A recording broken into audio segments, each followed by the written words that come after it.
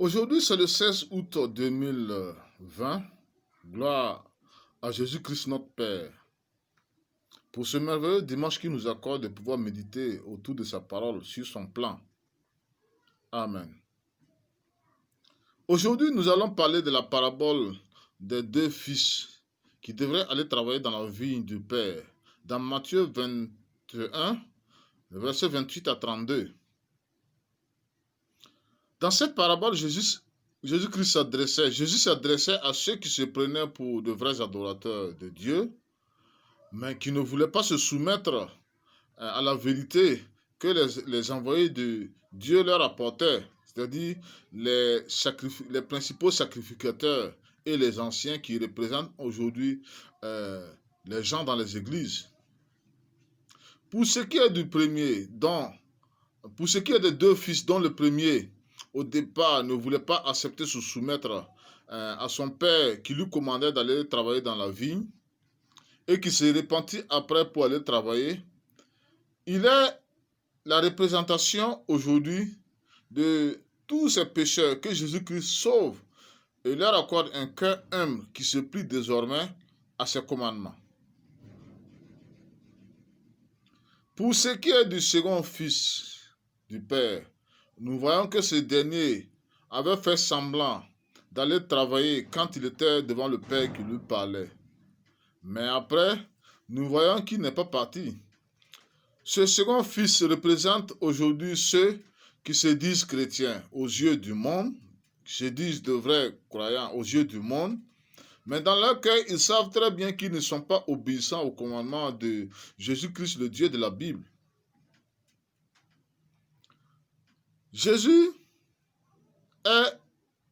qui est le premier, est la représentation de Adam repenti dans le Nouveau Testament pour travailler pour la gloire du Père dans la vigne qui représente le corps de Christ, le royaume de Dieu dans le monde.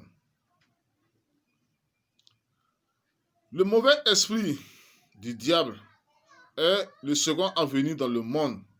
Et il a la représentation de ceux qui sont dans le monde comme de vrais serviteurs du peuple de Dieu, alors qu'ils ne sont jamais obéissants à la volonté de celui qui leur a envoyé. Si Jean disait que les prostituées et les publicains devanceront ceux qui se prennent pour des fils de Dieu dans le monde, c'est parce que de nos jours, nous constatons que ceux qui ne fréquentent pas les églises, ceux qui n'ont jamais connu Jésus, commencent à s'intéresser au salut biblique, à la vérité biblique qui leur apporte le salut, comme les musulmans, les athées, les bouddhistes, les criminels et les cupides qui sont en dehors des églises. Ce sont eux, lorsque Jésus-Christ leur apporte la lumière, ils sont désormais disposés à partager ce salut avec les autres. Alors que, de l'autre côté, nous voyons que ces catholiques, ces protestants et d'autres églises avec leurs membres qui font l'apparence d'être sauvés avec leur baptême par l'eau, ne sont même pas prêts à quitter leur péché pour véritablement servir Jésus-Christ. Ce sont ces gens qui écoutent, mais qui n'obéissent pas à la vérité, à la parole de Dieu. Nous prions, Seigneur Jésus, notre Père, guide ton peuple élu dans la vérité de ta parole et accorde-lui un cœur humble afin qu'il marche selon ta parole. Amen.